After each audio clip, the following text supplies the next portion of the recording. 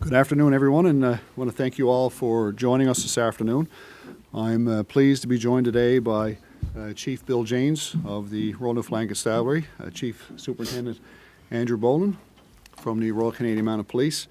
Have Minister King and Minister Manning here with me as well. And I'd also like to acknowledge Linda Ross, who's joined us here today as well. It's good to see you. And Linda is the President of the Advisory Council on the Status of Women, so I want to thank you for joining us as well. One of the mandates of my government is to ensure that our communities are as safe as possible for all residents of Newfoundland and Labrador. And one way to help accomplish that mandate is to implement legislation that has a positive impact on the lives of residents by providing police with the tools required to carry out investigations in a more effective and more efficient manner. Each year in Newfoundland and Labrador, the RNC and the RCMP launch hundreds of missing persons investigations. And while the vast majority of these end successfully, with the person being safely located, there are sometimes more serious incidents where the missing person is harmed or even found deceased. Given the nature of these cases, timely access to information is often at times crucial in finding the missing person. As it currently stands, the police must rely upon the authority given to them under the Criminal Code to compel a third party to provide medical, financial, telephone, or other information in support of a missing persons investigation. And as such, the police require evidence of a criminal offense prior to obtaining production orders or a search warrant. And in cases where there is insufficient evidence of an offense, access to information for investigative purposes is not available under the Criminal Code. And this means that in many instances, the police are unable to compel third parties to provide information that would greatly assist in timely investigations.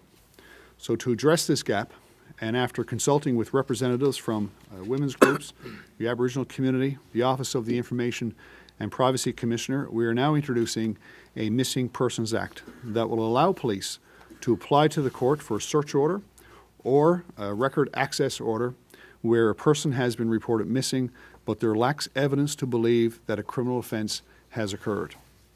The intent of this act is to provide the police with the tools necessary to move more quickly and more efficiently on those types of investigations where time is of the essence, so that missing persons who may be at risk can be located as soon as possible. And we know from experience that time is of the essence in these types of investigations. To address privacy concerns, the legislation only allows this measure to be engaged where the police have reasonable grounds to believe that death or bodily harm is imminent. And even then, the extent of information and records that can be accessed is limited. There is a reporting requirement to the commanding officer, and an annual report will be filed with the Minister of Justice and Public Safety, which will be publicly released. With this legislation, I believe that the appropriate balance has been struck between privacy concerns and the safety of individuals, and I firmly believe that it will be an asset to police as they carry out their investigations and they carry out their works in communities throughout Newfoundland and Labrador in the best interests of all of our people. So when we have a missing person in our community that we're trying to address or look for, they leave a footprint. That footprint can be a cell phone record, a bank record, employment records. So these are the types of things that we can use to help locate the person.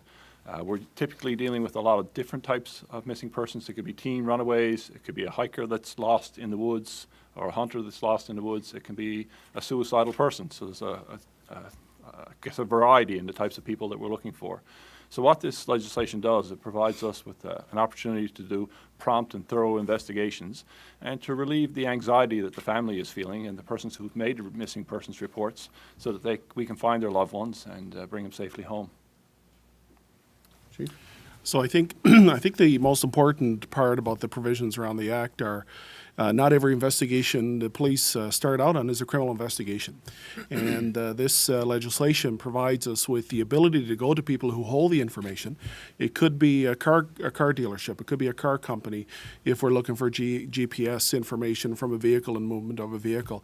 It could be texting information from a telephone company. So this provides us with the ability to go to those information holders and obtain the information and move ahead with the investigation. So